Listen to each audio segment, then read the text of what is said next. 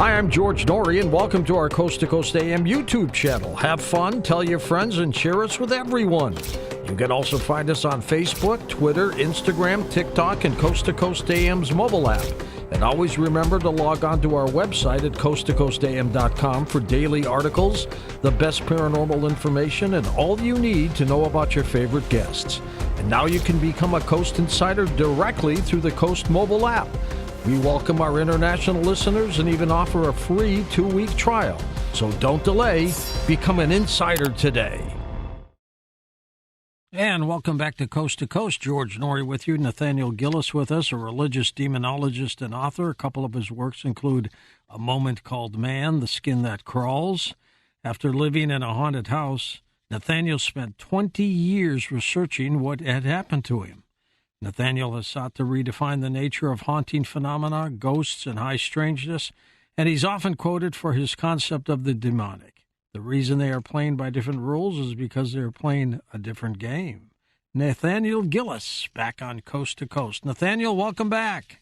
Thank you for having me, George. It's always a pleasure to be on with you, and I'm thankful to have this opportunity to talk about my work. How is our favorite demonologist doing?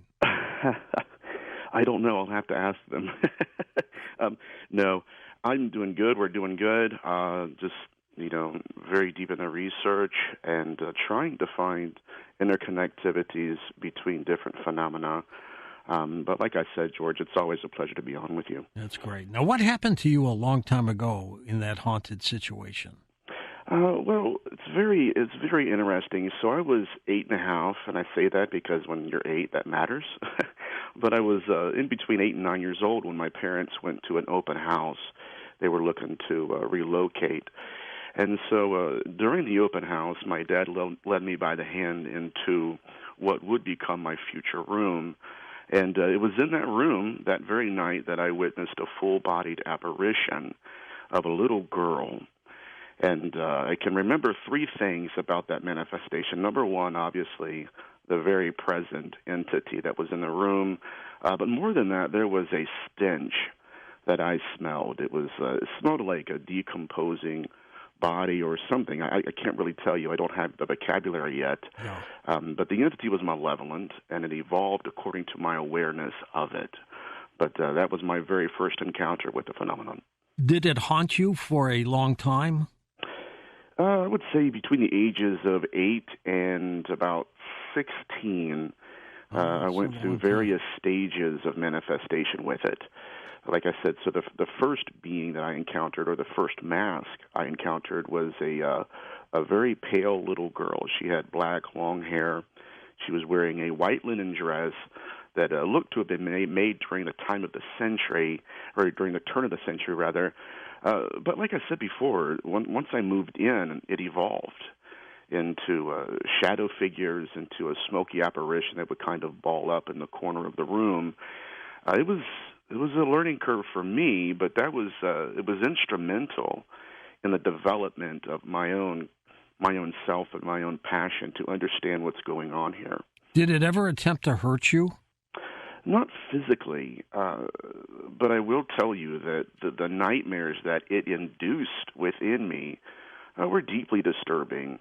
I can tell you this much: as an 8-year-old kid, there's very few references I have to drugs or any kind of substance abuse, and yet during these nightmares, I kept seeing the same men on a picnic table. One had a needle in his arm, and I didn't even know what insulin was at that point. Wow. And so one had a needle in his arm, and then the other one would always make eye contact with me. And then it was essentially the one individual on the left would place something in his mouth and pull the trigger, and then I would wake up to that looping nightmare. And whatever was in that room would be present again, and it was almost fabricating fear and then feeding off of it. What led you to become a demonologist, Nathaniel?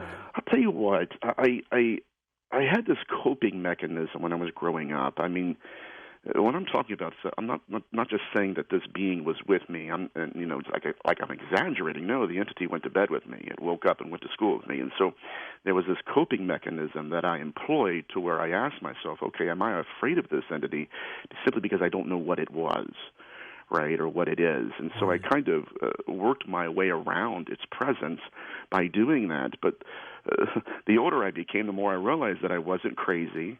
This stuff was actually occurring not just to me, but to other kids my age all across the world. And it inspired me to want to understand the phenomenon on a deeper level, not on a surface-based level, but something to where I can actually say, okay, I can put it in my hands, I can touch, I can feel it, and that's what inspired me to get into this. Now, I got to tell you, I'm still trying to understand what a demon is. So even the term demonologist seems a little bit verbose for me.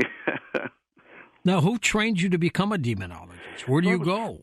Well, I wish there was a school for demonologists. For the last 10 years, I was doing it hands-on, right, like going in and doing cleansings in houses. But since then, like about 2 or 3 years ago, I stopped doing cleansings and I started diving back into the academic research. But I was trained, and this is very interesting. People that follow my research are like, what? I got my first taste of spiritual warfare in the Pentecostal movement, and their tradition was vastly different than what I learned to believe in later on. But they're the ones that trained me, and I could tell you this, even as I was growing up, a lot of what I was experiencing, because it did not fit the blueprint of Pentecostal demonology, it wasn't a great experience for me, because if it didn't fit into their blueprint, it either I was lying, or it didn't happen, or I was just just making it larger than it was. But that's where I got my training, and it was all hands-on. It was literally, you're right in front of someone. What do you do? What do you say? What are you looking for? And so what I started doing, though, is I realized that there are a lot of people that need help that will never darken the door of a church. And that's what inspired me to go out into the homes actively and do investigations in a more secular venue. What are demons, Nathaniel? There are two hypotheses out there right now. The first hypothesis, actually both of them originated in the 16th century. One of them is that a demon is a malevolent, disembodied ghost, where the entity in and of itself is formerly human. And one of the most ancient ideas about these things, these beings, were that some people can die and they evolve, others can die and they mutate. So that's one hypothesis. The other one, which was embraced by the Catholic Church in the 16th century, was essentially that all of these beings are horns and hooves. These are all fallen angels or the offspring of fallen angels. My interest as of late, though, and this is just because the evidence is leading me to this conclusion, the evidence suggests that what we're looking at is a singular intelligence that is using demonology and various other masks to deceive us and to hide from us. But they're not extraterrestrial, are they? Right. What we would call aliens. Right. And that's such a big argument, you know what I mean? Because the entire field wants to know, what do you believe? Are they demons or aliens? I would suggest, again, that the case studies, which we'll get into this morning, it will demonstrate a pathology that unites all of this phenomena underneath one umbrella.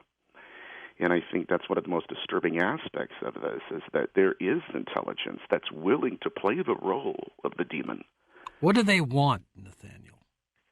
Well, I've traced down, well, I shouldn't say that. I've traced a lot of their pathologies throughout histories. Now, number one, whether or not it's an alien or a demon, or it really doesn't matter what kind of mask they're wearing, the phenomenon wants to self-replicate its own species.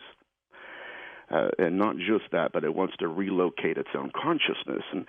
And I appreciate you asking me these good questions. It's making my job easy tonight. But yeah, so if we're looking at this intelligence, foremost, they do like to obviously induce us into dream states, to dislocate our consciousness out of our bodies. But more than anything else, what I've noticed is that they like to impregnate, and they like to take the fetus, and all of this is, again, it's surrounding what we would consider to be possession. When an exorcist tries to rid a body of a spirit, is it the demon they're trying to get rid of? Yes, they are. This is a very controversial passage of Scripture that I'm going to employ here, but it comes out of the book of Psalms, chapter 109 and verse 6. A lot of Bible scholars and even rabbis have an issue with this because it's one of the cursed texts. And it's indicative of something that pretty much, but just going to put out there, it rocks people's worlds because it doesn't fit their blueprint of the demonic. Psalms 109 and 6, David is talking to God about a man that's been falsely accusing him. And so he asks God, he says, place over that man a possessing, evil, disincarnate man. In other words, put in him a ghost. And then he says something that's equally as disturbing, and it says, next to that ghost, place a Satan, an adversary, an accuser. And so there was an age-old argument throughout millennia, and especially within the demonological world, that what a lot of these priests are doing, and even just researchers are doing, when they're trying to release that entity from that demoniac, what they're not realizing is that fallen angel is attached to an unclean spirit. And by getting rid of the fallen angel, it does not mean we got rid of the unclean spirit. So there are various hypotheses of what's going on, but essentially the exorcistic rite is designed to get rid of the entity and any kind of residue the entity has authored in that individual. Are these demons attached to the afterlife? Their pathology is, their belief systems in many cases are, their language preferences are. Especially within the debug phenomenon, we have cases well into the 19th century where whatever is possessing these people, it doesn't fall underneath the linguistic umbrella of Catholicism. I mean, if we're looking at some of these entities, especially, this is interesting, one case in 1999 where an entity possessed a woman, but the entity itself, he was not Jewish, and yet it was in a Jewish area of the world, right? It was in Levant. And so what happened was the woman was Jewish, she was rabbinic, and yet the spirit inside of her did not fall underneath the religious tradition of Judaism. And so what they would have to do is go to a local village next to them and find someone in Islamia to come and cast this entity out. So what we're witnessing is not just their belief systems that they're carrying on in the afterlife, but their language preferences, which I think is fascinating. What are they, though? What are they? That's the age-old question, my friend. Whatever they are, I'm leaning towards a very unique hypothesis that these are, in fact, mutated ghosts, and that there is something to do with being re-embodied that defines their entire existence. But, even getting back to the Dybbuk, which is what we're talking about tonight, there are two definitions. That's a Jewish phrase, isn't it? Correct. Yes, sir. Yeah. Absolutely. And there are two definitions to this that I think will catch a lot of people's attention, okay? Number one, the word Dybbuk simply means to attach or to adhere or to cling. Or possess? Correct. And so what's really interesting, though, is it's almost like it's a dual meaning. So the first meaning is to possess, to cling to attach. The second meaning, and this is the one that really, really captured my attention. The second meaning is the impregnation of the dead in the bodies of the living. And you'll see that in the pathology that we'll reference tonight or this morning. Interesting take on all of that. What makes them so evil, Nathaniel? I don't know. A lot of these beings, matter of fact, there was a case study in the 17th century where one of these entities was quite literally stalking its own crime scenes. It had manifested to a man that was picking apples in an orchard, and next thing you know, this entity possessed this man, and when this man went to the exorcist, they were interrogating the entity and said, why would you... They were looking for pathology and victimology, which is what we're all looking for. But they asked the entity, they said, why would you pick this individual and not the others? And the entity, in no uncertain terms, claimed that he had committed a crime in life directly underneath that apple tree in that specific orchard. And so what the exorcist realized is that this entity was essentially, by all measures, a serial killer in a sense, in that it was demonstrating exactly what our serial killers that are alive right now are demonstrating, which is they do stalk their crime scenes, which is alarming to me. But they're not fallen angels. They're not ETs. They're their own grouping. Yes, absolutely. Now, there are pathologies and victimologies that interconnect with UFO abduction phenomenon in such a degree that it's glaringly obvious, at least to me it is, and to some of my other colleagues, that there is, there's a singular intelligence here that is masking itself throughout history as demonic. I would like to suggest, and obviously this is just me, so take it with a grain of salt, but I would like to suggest that there is an intelligence that's wearing both the ET and the devic and the demonic mask to hide its true identity from us. So even though we believe there are extraterrestrials, you're saying that these demons basically try to mix and confuse us and pretend that they're also ETs. Yes. I would suggest that if you were to look at an ET, put him in the corner, and then look at a demon, put him in the other corner, turn the lights off, I would guarantee you there's a third intelligence there in the middle that we have not yet considered. And I'm just saying that based off of the case studies. What we've learned, though, in the field is that it's high time that we stop compartmentalizing the phenomenon to where you have debooked victims and then you have experiencers, or you have incubi victims and you have experiencers. If we're looking at the same intelligence, which it does appear to be that, then we're also looking at case studies that we are now intellectually freed to include into our research. But whatever we're dealing with, it's the same bloody footprints in the snow. These are the same rituals, and it's seemingly that's the same intelligence. When one dies, Nathaniel, will they face these demons, or is that a different plane of existence? I don't know. I could tell you this. A couple of years back now, I got really deep in my research. And from time to time, if it gets too dark, George, I'll just shut it off. You know what I mean? I suffer from it a lot of times. But I was really deep into the abduction phenomenon when I got two random emails from two different accounts within 2 hours of each other. And both of them were from experiencers or whatever we want to call them. Both of them told me that their guides said that they'll be waiting for me when I die. That's pleasant. That's nice to know, right? Yeah, I hope not, my friend. I hope not. No, you don't want that happening. That's for sure. No, not at all. Not at all.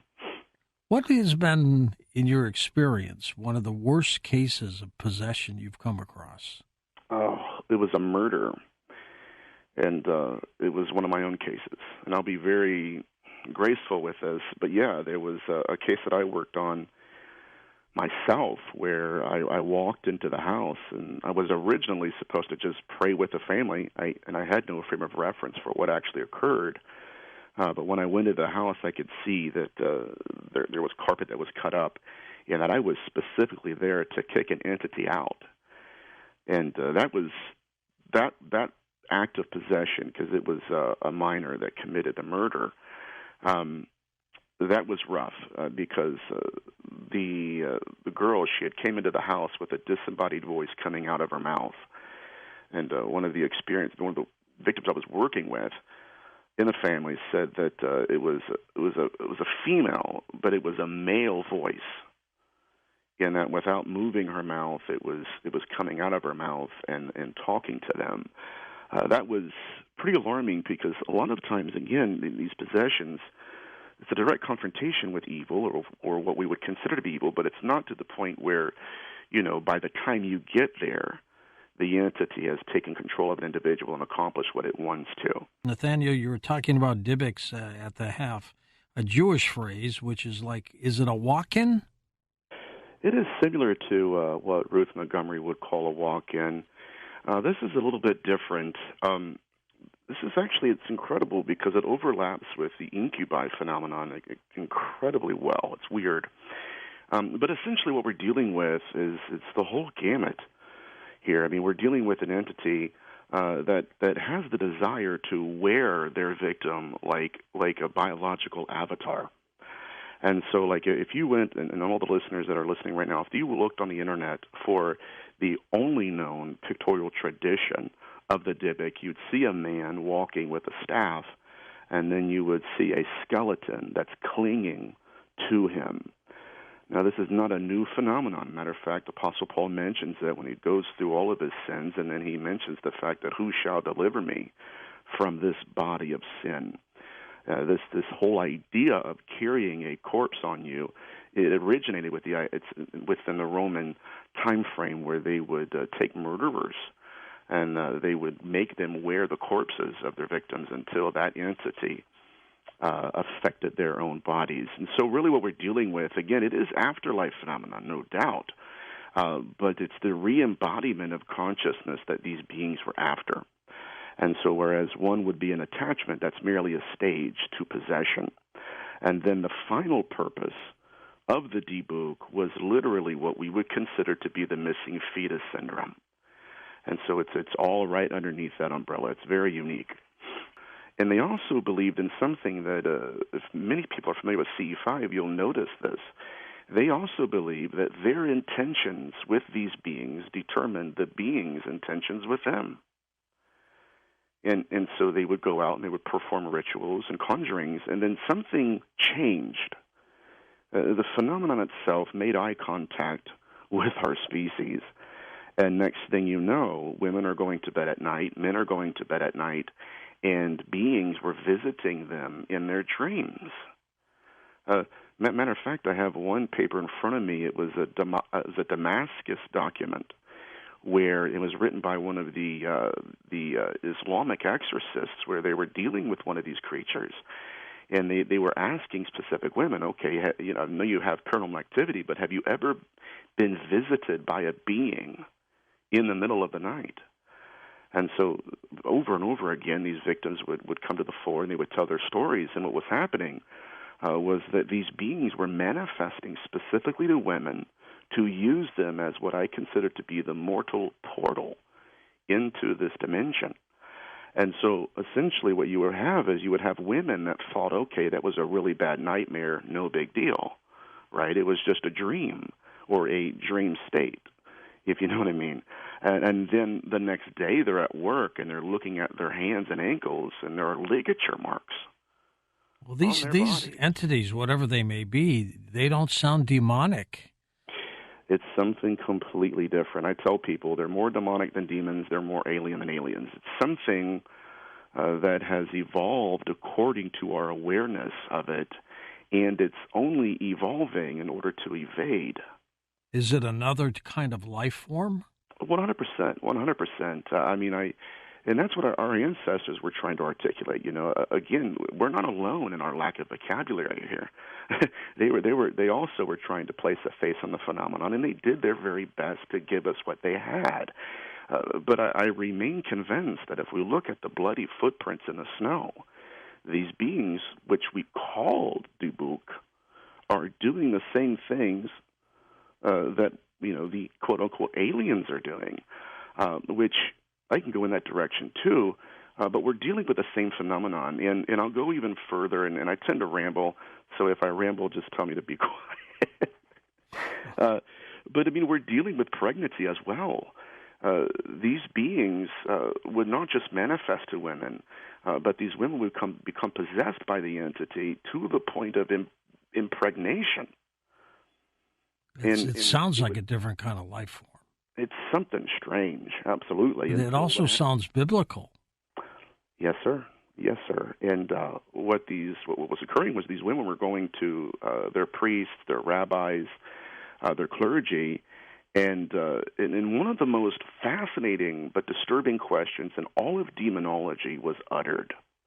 They had one case. It was called the Widow of Demona, and she had become possessed by one of these entities that she encountered in a dream.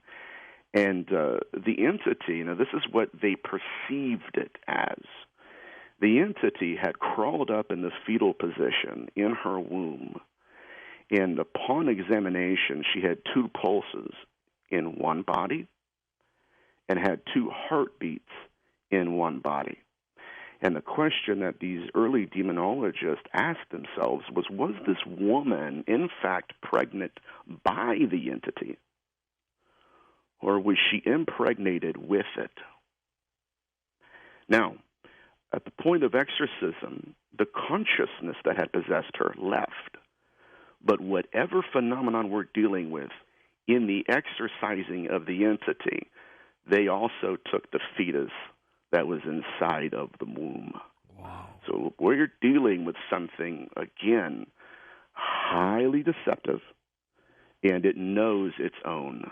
It knew that's one of ours. And so that's why I'm convinced that this entire hybridization program has been looked at upside down. We're looking at the fetuses without trying to understand the consciousness they're putting into them. Have other cultures talked about similar things? Yes, absolutely, absolutely. And one of, not the least of which, is your earlier reference to biblical antiquity, and obviously Genesis 6, Nephilim, Rephaim. And again, we're being invaded by the seemingly impossible here. And I cannot help to stress that, and yet sometimes I feel like an idiot. Where are they coming from? Other dimensions, other planetary systems? Where? I'm not really sold on the ET hypothesis.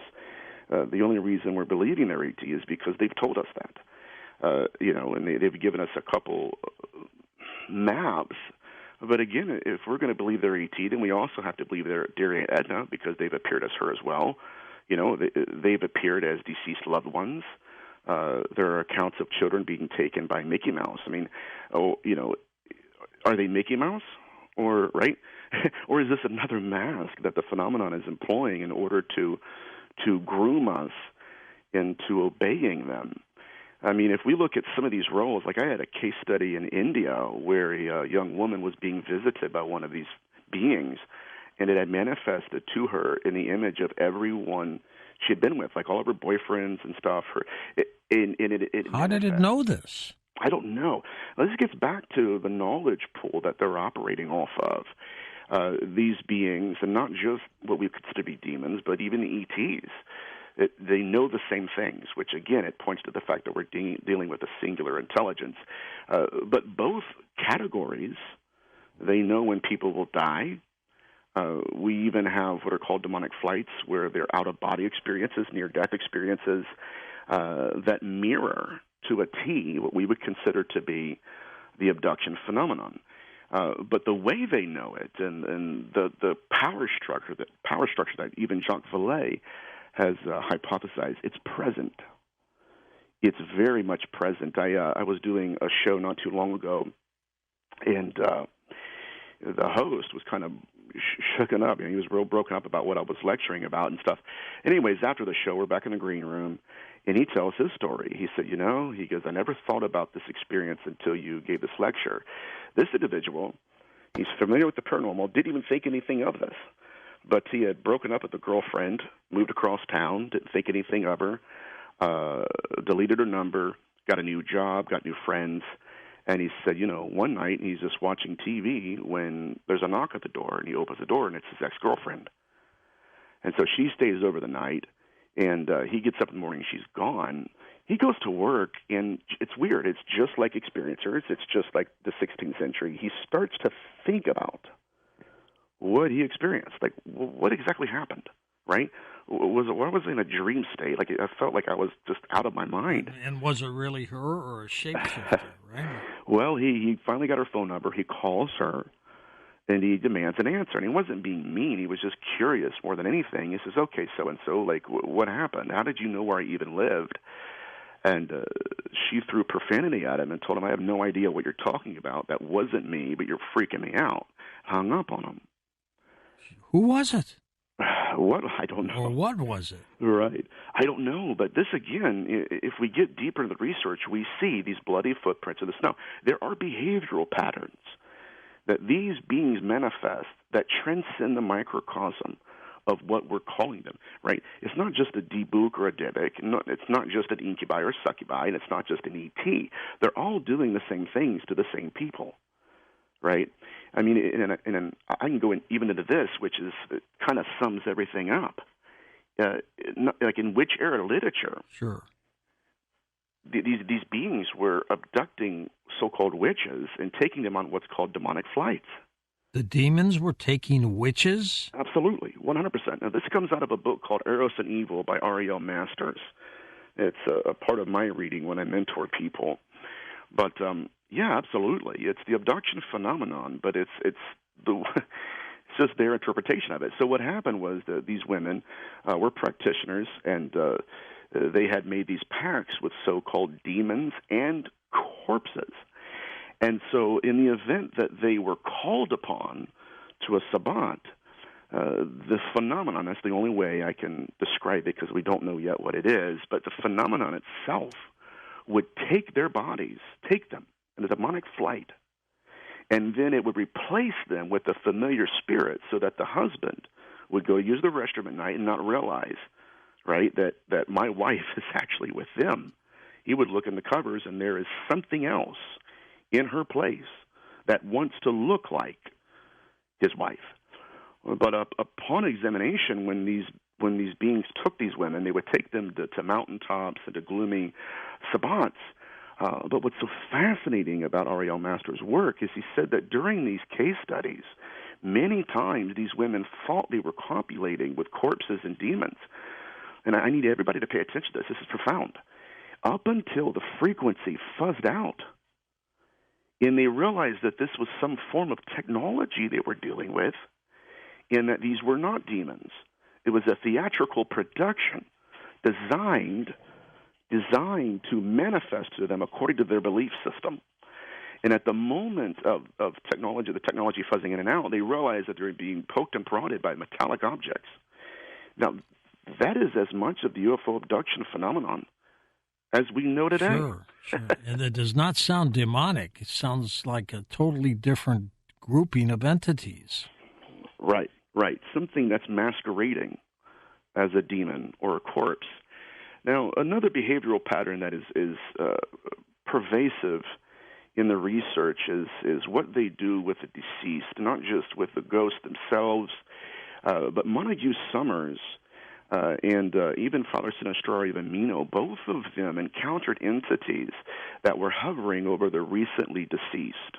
Nathaniel, did you have a difficult or easy time trying to determine the difference between these Dybbuks and demons?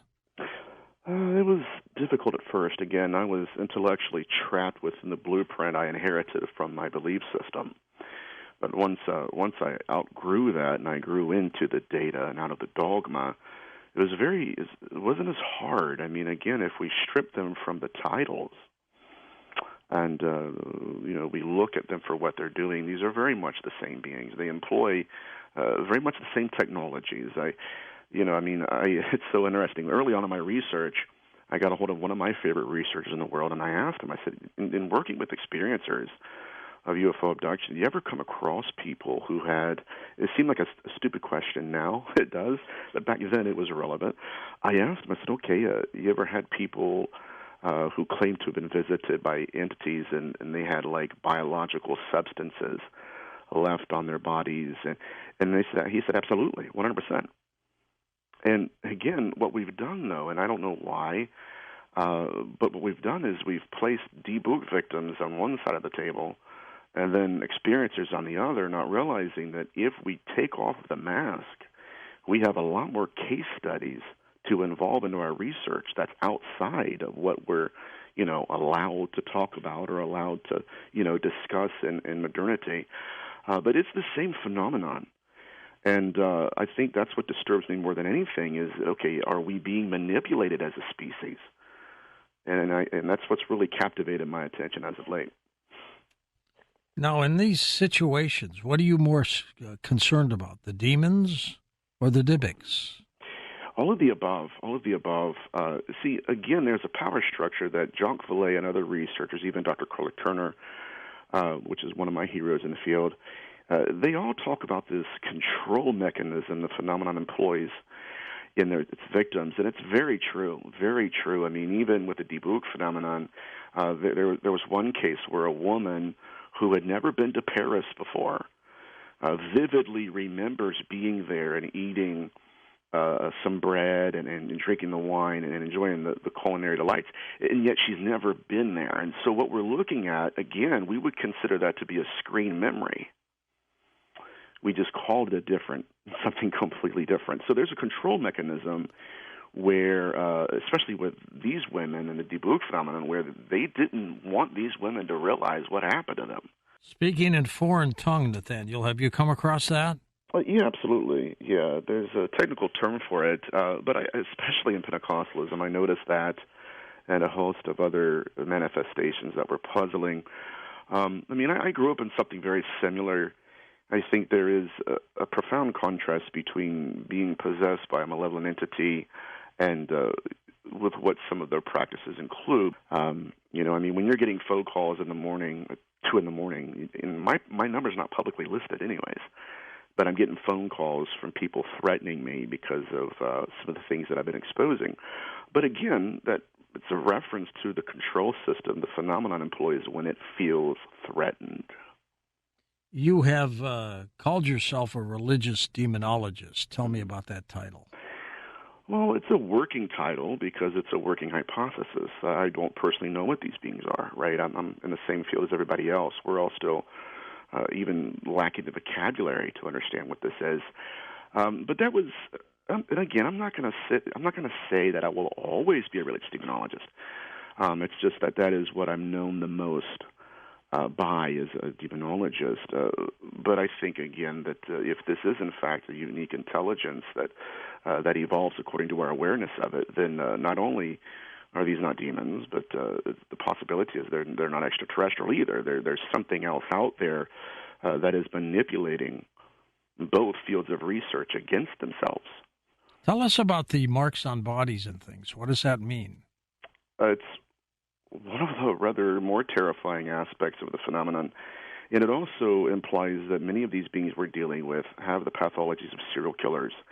Father Sinisterio of Amino was one of the earliest demonologists to document scarifications, not just on the skin, but under the skin to the surface, and even more so underneath the eyelids of their victims. He had one family that he was working with where one of the victims had passed away, but it wasn't because they were attacked. It was just of bad health or something.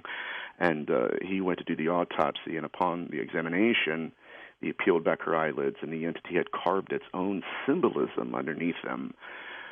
So whatever we're dealing with, it gets stranger by the second.